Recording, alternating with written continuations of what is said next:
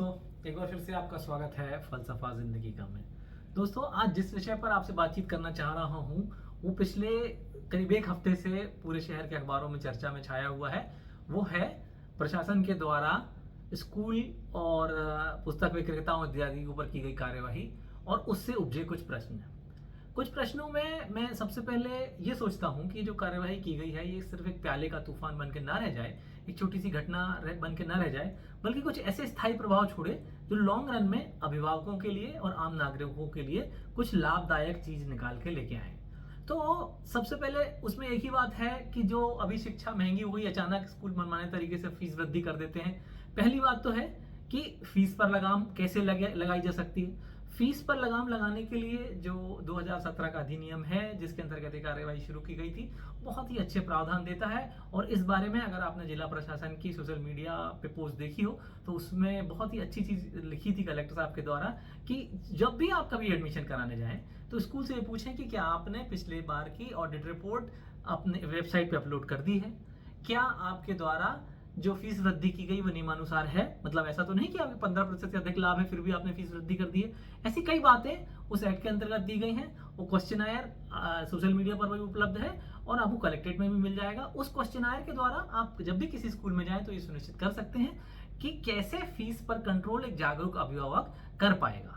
दूसरी जो महत्वपूर्ण बात जो हर अभिभावक चाहता है वो है कि उसे अच्छी से अच्छी बच्चे को शिक्षा मिले, किताबें उच्च कोटि की इस्तेमाल की जाए और वो अच्छे लेखकों के द्वारा लिखी गई हो। इस बारे में एक बार आ रही है, वो है ISBN नंबर के द्वारा ये निर्धारित करना कि ये किताबें उच्च कोटि की हैं और इनका ये शुद्ध हैं और मतलब उस तरह से फर्जी किताबें नहीं। ये बात बार आ रही। इस बारे में एक बात कुछ समझने की है, ये थोड़ा सा कंफ्यूजिंग बात है। एक्चुअली ISBN के बारे में कुछ बातें अभिभावकों को जान लेनी चाहिए।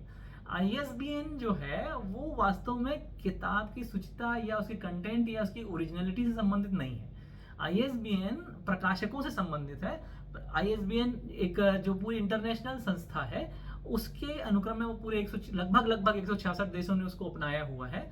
और वो इसलिए व्यवस्थित किताबों को व्यवस्थित करने का एक ऐसा कोड है जिसमें आप कह सकते हो कि वो जो भी किताब है प्रकाशक की किस साल में वो प्रकाशित हुई और उसका एडिशन कौन सा है, ये सारी इंफॉर्मेशन मशीन लैंग्वेज में एक कोड में लिखी जाती है। उसको कहते हैं ISBN। करीब वैसा जैसा कि आप डिपार्टमेंटल स्टोर में जाते हैं तो एक बार कोड जैसा होता है, जिस बार कोड में सारी इंफॉर्मेशन स्टोर होती है, वही ISBN कोड होता है। और वो ISBN कोड लेता है कौन? जो पुस्तक का प्रकाशक होता है। और जब ये मेन इसका ऑब्जेक्ट ये है, ऐसा ISBN की संस्थाएं भी कहती हैं। भारत में ये काम करता है राजा राम मोहन राय इंस्टीट्यूट, जो कि हायर एजुकेशन के अंतर्गत आता है। और इसकी एक वेबसाइट भी उपलब्ध है, उस वेबसाइट में जाकर आप चेक कर सकते हैं। कभी कभार ये वेबसाइट चलती नहीं है या अगर ठीक ढंग से आपने ISBN नंबर डाला नहीं तो वो उसमें उसके रिजल्ट दिखाएगा नहीं, तो उसको थोड़ा सा टेक्निकल है। आप यूट्यूब में देख के कि कैसे इसको चेक करना है तब आप चेक करेंगे। लेकिन मैं जो बात आपको बताना चाह रहा हूँ कि ISBN नंबर के आधार पर आप किसी किताब की गुणवत्ता निश्चित नहीं कर सकते कि ये इसका कंटेंट बहुत अच्छा है या इसका राइटर बहुत रिनाउंड है, या ऐसा नहीं। वो सिर्फ प्रकाशक ने ले लिया एक नंबर है जिसके आधार पे जो बड़ी लाइब्रेरीज हैं या इंटरनेशनल लेवल पे जो खरीदियां होती हैं वो लोग चाहते हैं कि उनकी बुक कीपिंग में सॉफ्टवेयर्स के थ्रू जब वो अपनी किताबों का रखरखाव बड़ी लाइब्रेरियों में करें तो उस ISBN नंबर से उन्हें सहायता मिलती है। ये बहुत गलतफहमी एकदम से फैल गई है कि जहां ISBN नंबर है वो बड़ी अच्छी किताबें हैं, जिनमें नहीं है वो ऐसा नहीं। क्योंकि NCERT की किताबें हों या मध्य प्रदेश पाठ्य पुस्तक निगम की किताबें हों या विद्या भारती की किताबें हों, उनमें तो ISBN नंबर नहीं है। इसका मतलब ये नहीं कि उनके कंटेंट में या उनकी गुणवत्ता में या उनकी शुचिता में कोई समस्या है, ऐसा नहीं है। बस ये है कि उन्होंने ये सोचकर कि मुझे किताबें इंटरनेशनल बाजार में बेचने में सहूलियत हो या कोई इस तरह से, तो उन प्रकाशकों ने वो ISBN नंबर नहीं लिया। तो ISBN नंबर लेना या ना लेना मैंडेटरी नहीं है और ये किसी भी तरह से किसी तरह की वैधानिक आवश्यकता नहीं है। कभी भी NCERT ने या किसी भी या उच्च शिक्षा विभाग ने या किसी शासकीय विभाग ने स्कूलों को या किसी को ये लेटर जारी नहीं किया, ना ही उनकी गाइडलाइन में कहीं लिखा है कि आप सिर्फ वही किताबें प्रिस्क्राइब करेंगे जिसमें ISBN नंबर होगा। तो ISBN को लेकर अभिभावक ये नहीं हो कि ना ही ये दबाव स्कूलों पर डालें कि सिर्फ वही किताबें लगाना जिसमें ISBN नंबर नहीं। अच्छी शिक्षा के लिए जो अभिभावक समितियां होंगी उनको ये दबाव डालना है स्कूल के ऊपर कि आप वही किताबें लगाएं जिनकी कीमत कम हो, जिनकी गुणवत्ता अच्छी हो, जिसको अच्छे से अच्छे राइटर ने लिखा हो और जिसको पढ़ के मेरा बच्चा अच्छी से अच्छी बात सीख सके। वो ISBN नंबर उसमें है या नहीं है ये मटेरियल है, इस बात का उस किताब की शुद्धता से कोई भी मतलब नहीं है। तो दूसरी बात होगी, पहली बात हो गई कम फीस कैसे करना है, अभिभावक उस पर वो जो 2017 का अधिनियम उसके आधार पर दबाव डालें। अच्छी शिक्षा के लिए क्या करना है कि स्कूलों पर ये दबाव डालें कि आप कम कीमत की अच्छे लेखकों की अच्छी किताबें लगाइए और उसको ISBN नंबर से कंफ्यूज होने की उसमें आवश्यकता नहीं है। और फिर तीसरी बात है तो स्कूल की गरिमा की, कि स्कूल अपनी गरिमा खुद हासिल करता है अपनी गतिविधियों के द्वारा, जिस तरीके का व्यवहार उसने अपने अभिभावकों के साथ रखा है उसके द्वारा। तो ये एक ना बहुत बार ये होता है कि अभिभावक किसी सिर्फ झूठे ब्रांड के चक्कर में पड़ जाते हैं। उनको लगता है कि अरे इस स्कूल का बड़ा नाम है, और उस स्कूल का नाम अकेले से क्यों नाम है, उसके प्राचार्य कैसे हैं, उसकी शिक्षा का स्तर कैसा है, वहां बाकी चीजों पे कितना ध्यान दिया जाता है, ये सब भी थोड़ा माइन्यूटली देखना चाहिए। और सिर्फ इस ब्रांडिंग के लिए नहीं कि आप किसी को बता सकें कि हमारा बच्चा फला स्कूल में पढ़ता है, वो फला स्कूल में क्यों पढ़ता है, उस स्कूल में है क्या, ये आपके लिए देखना बहुत जरूरी है। और स्कूलों की गरिमा के बारे में अभी इस केस से संबंधित एक बात मैं और जोड़ना चाहूंगा कि जिस तरीके से इस पूरी प्रक्रिया में गिरफ्तारियां हुई और लोगों को जेल भेजा गया, इसमें एक बात होगी, देखिए एक इसका नकारात्मक पहलू भी है। एक अच्छी बात तो ये है कि हम सब चाहते थे कि स्कूल में जो ये सब चल रहा है गोरख धंधा कमीशनबाजी ये बंद हो, ये तो सही है, ये तो होगा। लेकिन जो इसमें एक गलत चीज कुछ होता है, कहते हैं गेहूं के साथ घुन भी पिसता है, उसमें क्या हुआ है कि कई प्रिंसिपल्स, कई ऐसे एडमिनिस्ट्रेटर इसमें जेल भेज दिए गए जिनकी सालों की तपस्या और सालों का नाम था। और वो मैं उनसे मिला व्यक्तिगत रूप से, वो आहत हैं कि उनकी गरिमा को इससे क्षति पहुंचेगी कि जब भी वो किसी से नजर मिलाएंगे तो उनसे कहा जाएगा कि तुम वही हो जो जेल गए थे। तो स्कूल की गरिमा, शिक्षक की गरिमा, प्राचार्य की गरिमा, इसको भी प्रोटेक्ट करने की जिम्मेदारी आप अभिभावकों की ही रहेगी। आप हमेशा स्कूलों से जागरूक निरंतर संपर्क में रहें, और जो शिक्षक आदर देने लायक उन्हें पर्याप्त आदर दें, भरपूर आदर दें। इस बात के लिए नहीं कि उनके पास बहुत पैसा है कि नहीं, इस बात के लिए कि उनके पास शिक्षा है और वो अच्छी शिक्षा देने में समर्थ है। और अगर ऐसे शिक्षकों के विरुद्ध कभी भी कोई कदम कोई उठाता है तो आप खुलेआम, पुलिस हो, प्रशासन हो, उसको बोलिए कि नहीं सर, मैं व्यक्तिगत रूप से जानता हूं ये ऐसे नहीं है और कुछ और है, आप अच्छी जांच कीजिए, पूरी जांच कीजिए, और जो दोषी लोग मिले उन्हें सजा दीजिए। इस तरह ये रिनाउंड लोग जिन्होंने अपना जीवन खपा दिया शिक्षा के क्षेत्र में, ऐसे कई लोग, इस जो अभी जो कार्यवाहियां हुई उस कार्यवाही में कई ऐसे लोग चले गए जिनके बारे में हम सब जानते हैं कि वो उनका बेदाग कैरियर रहा है, उन्होंने सालों दिए इस पूरे एजुकेशन इंडस्ट्री को और हमारे शहर को बनाने में।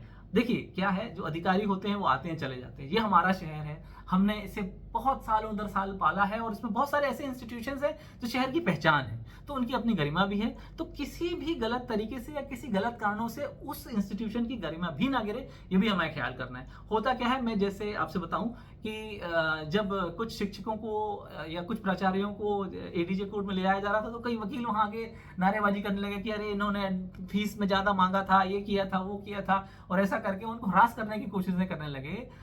उस दृश्य को देख के मैं सोच रहा था कि इनमें बहुतेरे ऐसे हैं जो इस बात की चक्कर लगाया करते थे कि इन स्कूलों में उनके बच्चों को एडमिशन मिल जाए, क्योंकि उन स्कूलों ने अपने निरंतर अथक जो रिजल्ट्स दिए हैं उन रिजल्ट्स के द्वारा एक गरिमा भी कमाई थी। लेकिन अब चूंकि उनको ऐसा लग रहा है कि अब आया उन पहाड़ के नीचे, तो वो इस तरह की हरकतें वकील लोग कर रहे थे। ये नहीं, देखिए हम समाज का हिस्सा हैं, चाहे कलेक्टर साहब हो, चाहे वो स्कूल हो, चाहे हम लोग, हम सब एक ही समाज का हिस्सा हैं और हम सबका ऑब्जेक्टिव एक ही है कि चीजें बेहतर से बेहतर हो और हमें अच्छी से अच्छी व्यवस्था मिले। और हमको कभी भी प्रतिक्रिया स्वरूप, क्रिया की प्रतिक्रिया के रूप में कोई काम नहीं करना है, न बदले की भावना से कुछ चीज होने देनी है, ना करनी है। तो इसलिए ये जरूरी है कि स्कूलों की गरिमा, जहां आपके बच्चे पढ़ते हैं उनकी गरिमा पहले आप खुद बनाएं, फिर उसकी रक्षा भी आपके द्वारा की जाए। ये मेरी सोच है और मेरा ख्याल है कि इन बातों को सोचकर हम एक इस तरह से ऐसी प्रक्रियाएं और ऐसी चीजें करेंगे कि जो बहुत लंबे समय तक रहेंगी, और ये घटना एक सिर्फ घटना बन के नहीं रह जाएगी। इसके द्वारा कुछ शिक्षाएं हम सब ऐसी लेंगे जिससे लंबे समय में हमें लाभ हो, और ये जो करप्शन की या बाकी चीजों की समस्याएं जो आ गई थी इस एजुकेशन क्षेत्र में, वो दूर होंगी। देखिए हर क्षेत्र में आप बात करोगे, अगर हम बात करें कि अस्पतालों की, वहां भी इस तरह की समस्याएं हैं, चाहे कमीशन पूरी की बात कर लें या बेमतलब के अत्यधिक फीस चार्ज करने की बात कर लें, पर इसके लिए जागरूक नागरिक को होना जरूरी है और नागरिक को सवाल करना जरूरी है, और सवाल करते हुए उन वाजिब सवालों को उठाना जरूरी है जिनके द्वारा उस इंस्टीट्यूशन पे हम काबू रख सकते हैं। लेकिन इस जद्दोजहद में, इस जल्दबाजी में ये नहीं करना है हमको कि वो इंस्टीट्यूट को ही हम हमेशा लगातार टॉर्चर करने लगे, हम प्रेजुडिस हो जाएं, पूर्वाग्रह से ग्रसित हो जाएं और उसके द्वारा दिए गए अच्छे योगदानों को भी भूल जाएं। नहीं, ऐसा नहीं। हम सब जो है एक हिस्सा है, उन लोगों ने भी काफी कुछ दिया है, कुछ लोग वहां करप्ट होंगे जिन्होंने करप्शन किया होगा, तो वो करप्शन की पहचान करके जो सही दोषी लोग हैं उनको सजा दी जाए, ना कि सारी की सारी धान बस पैसरी तोल के और सबके प्रति हम ऐसे पूर्वाग्रह बनाएं और उन्हें करें।